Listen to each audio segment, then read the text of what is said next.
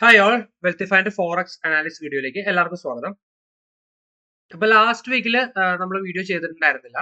അതിനു മുമ്പുള്ള വീക്കിൽ നമ്മൾ അനലൈസ് ചെയ്തതനുസരിച്ച് ഗോൾഡ് ഈ ഒരു സോണിൽ നിന്ന് അത് മൂവ് ചെയ്ത് ഏകദേശം നമ്മുടെ ഈ ഒരു റെസിസ്റ്റൻസ് വരെ വന്നിരിക്കുകയാണ്. എന്നിട്ട് ഈ ഒരു സോണിൽ നിന്ന്, ഈ സപ്ലൈ സോണിൽ നിന്ന് ഗോൾഡ് റിജക്ട് ചെയ്ത് നിൽക്കുകയാണ്.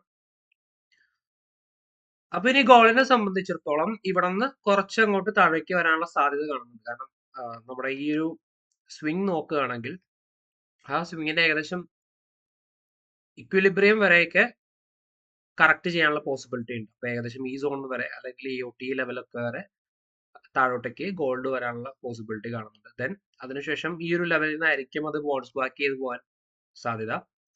ഞാനിതിനെ ഒരു കണ്ടിന്യൂസ് ഫാളും ഇനി ഗോൾഡിൽ എക്സ്പെക്ട് ചെയ്യുന്നില്ല. ഇനി ഗോൾഡ് കറക്റ്റ് ചെയ്യുകയാണെങ്കിൽ ഏകദേശം ഈ സോൺ വരെ ഞാൻ എക്സ്പെക്ട് ചെയ്യുന്നുള്ളൂ.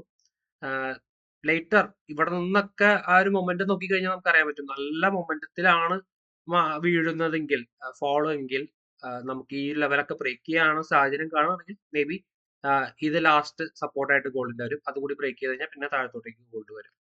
പിന്നെ നമുക്ക് ഏകദേശം ഈ ഒരു സോൺ വരെയൊക്കെ പിന്നെ എക്സ്പെക്ട് ചെയ്യാൻ പറ്റും. അപ്പോൾ ഇനി അടുത്ത വീക്ക് നോക്കിയിരിക്കുക. ഏറ്റവും ഇമ്പോർട്ടന്റ് ആയിട്ടുള്ള ലെവൽ എന്ന് പറയുന്നത് ഏകദേശം ഈ ഒരു ലെവൽ ഇമ്പോർട്ടന്റ് ആണ്. ഇതിന്റെ ഇക്വിലിബ്രിയം ലെവൽ വരെ നമുക്ക് എക്സ്പെക്ട് ചെയ്യാം. ദെൻ ഒരു എൻട്രി പോസിബിലിറ്റി, മുകളിലോട്ടേക്ക് ഒരു എൻട്രി പോസിബിലിറ്റി ഒക്കെ വരുന്ന സോൺ എന്ന് പറഞ്ഞാൽ ഇവിടെ ഈ ഒരു സോൺ നമുക്ക് അത്യാവശ്യം എൻട്രി നോക്കാൻ പറ്റിയ സോണാണ്. അവിടെ മാർക്കറ്റ് വന്ന് റിയാക്ട് ചെയ്യാൻ സാധ്യതയുള്ള സോണാണ്.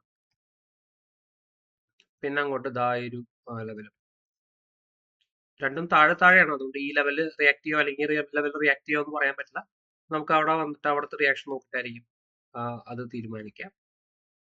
അപ്പോൾ നെക്സ്റ്റ് വീക്കിൽ ഗോൾഡ് താഴോട്ടേക്ക് ഒരു കറക്ഷൻ തന്നിട്ട് അവിടെ നിന്ന് മുകളിലോട്ടേക്ക് ഞാൻ എക്സ്പെക്ട് ചെയ്യുന്നുണ്ട്. സോ നമുക്ക് നോക്കാം നെക്സ്റ്റ് വീക്കിൽ എന്തായിരിക്കും ഗോൾഡിന്റെ അവസ്ഥ.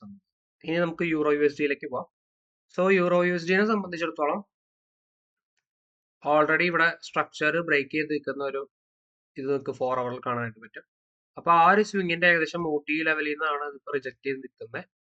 അപ്പൊ ഇനി ഈ ലെവലിൽ നിന്ന് താഴത്തോട്ടേക്ക് ഏകദേശം ഈ ലെവൽ വരെയൊക്കെ ഞാൻ എക്സ്പെക്ട് ചെയ്യുന്നുണ്ട് യൂറോ യു എസ് ഡിനെ. പോരാത്തതിന് നമുക്ക് ഈ ഒരു സോണിൽ നിന്ന് റിജക്ഷനും ഞാൻ എക്സ്പെക്ട് ചെയ്യുന്ന സോണാണ് സ്മോൾ ടൈം ഫ്രെയിമിൽ 50 മിനിറ്റ്സിൽ ആ ഒരു സോണിൽ നിന്ന് ഒരു റിജക്ഷനും തന്നു നിൽക്കുന്നുണ്ട്. അപ്പൊ ഇനി അഫ്കോഴ്സ് ഞാൻ എക്സ്പെക്ട് ചെയ്യുന്നത് യൂറോ യു എസ് ഡി താഴേക്ക് വരുന്നുള്ളതാണ്. അപ്പോൾ ഡോളർ സ്ട്രെങ്തൻ ചെയ്തുകൊണ്ട് തന്നെ ഈ ഒരു എക്സ്ചേഞ്ച് റേറ്റ് കുറയുന്നതിന്റെ ഭാഗമായിട്ട് ആണ് ഈ ഒരു ഫോൾ വരുന്നത്. അപ്പൊ ഡോളർ നോക്കിക്കഴിഞ്ഞാൽ ഇനി സ്ട്രെങ്തൻ ചെയ്യാനുള്ള സാധ്യതയുണ്ട്. അപ്പൊ അത് വെച്ച് നോക്കുമ്പോൾ ഇനിയും യൂറോ യു എസ് ഡി താഴോട്ട് വരും. അപ്പൊ ഇത് ഇങ്ങനെയാണ്, ഒരു ഫണ്ടമെന്റൽ ആയിട്ടുള്ള റീസൺ കൂടെ എന്റെ പുറകിലുണ്ട്. ഞാൻ ടെക്നിക്കൽ കാര്യം മാത്രമല്ല പറയുന്നത്, ഫണ്ടമെന്റൽ ആയിട്ടുള്ള റീസൺ കൂടെ എന്റെ പുറകിൽ. പിന്നെ ഗോൾഡിന് ഇത് എന്തുകൊണ്ട് ഒരു ലിമിറ്റിലധികം ബാധിക്കുന്നില്ല എന്ന് വെച്ച് കഴിഞ്ഞാൽ ഗോൾഡ് ഒരു കമ്മോഡിറ്റിയാണ്, ഇതൊരു കറൻസിയാണ്. കറൻസിനാണ് ഏറ്റവും കൂടുതൽ ഈ ഒരു ഡോളറിന്റെ സ്ട്രെങ്തനിങ് ബാധിക്കുക. ഗോൾഡിനെയും ബാധിച്ചിരുന്നു. ട്രംപ് ഇലക്ഷന് ജയിച്ച സാഹചര്യത്തിൽ നല്ല രീതിക്ക് ബാധിച്ചായിരുന്നു. പക്ഷെ പിന്നെ നോക്കി കഴിഞ്ഞാൽ ഗോൾഡ് നല്ല രീതിക്ക് റിക്കവറി നടത്തി. അഗെയിൻ ഇനിയും ഞാൻ വലിയൊരു ഫോൾ ഒന്നും ഗോൾഡ് എക്സ്പെക്ട് ചെയ്യുന്നില്ല. ഗോൾഡ് ഇനി അങ്ങോട്ട് മുകളിലോട്ട് പോകാനാണ് ഏറ്റവും കൂടുതൽ സാധ്യത. ഇനിയും അത് ഓൾ ടൈം ഹൈ ബ്രേക്ക് ചെയ്യും. ഇനി വരുന്ന വർഷങ്ങളിലേക്കൊക്കെ ഗോൾഡ് നല്ല രീതിക്ക് ബുള്ളിഷ് ആയിരിക്കും. സോ ഞാൻ GBP JPY പറയുന്നില്ല, കാരണം വെച്ച് കഴിഞ്ഞാൽ എനിക്ക് അതിനകത്ത് പ്രോപ്പർ ആയിട്ടുള്ള ഫൈൻഡിങ്സ് ഒന്നും കിട്ടിയില്ല. സോ അതുകൊണ്ട് GBP JPY ഞാൻ ഇന്ന് അനലൈസ് ചെയ്യുന്നില്ല. സോ നോക്കിക്കഴിഞ്ഞാൽ അറിയാം. കാരണം വെച്ച് കഴിഞ്ഞാൽ continuously euro U S D താഴോട്ട് വന്നുകൊണ്ടിരിക്കുകയാണ്. അപ്പൊ ഏകദേശം നമുക്ക് ഈ ലെവലിൽ നിന്ന് താഴേക്ക് എക്സ്പെക്ട് ചെയ്യാം. അപ്പോൾ ഇനിയിപ്പോ ഒരു നല്ലൊരു എൻട്രി സോൺ എന്ന് പറഞ്ഞാൽ ഇവിടുന്ന് ഓൾറെഡി താഴോട്ട് വന്നു കഴിഞ്ഞു. അപ്പൊ ഈ സോൺ കൺസിഡർ ചെയ്യുന്ന ഒരു സോണായിരുന്നു.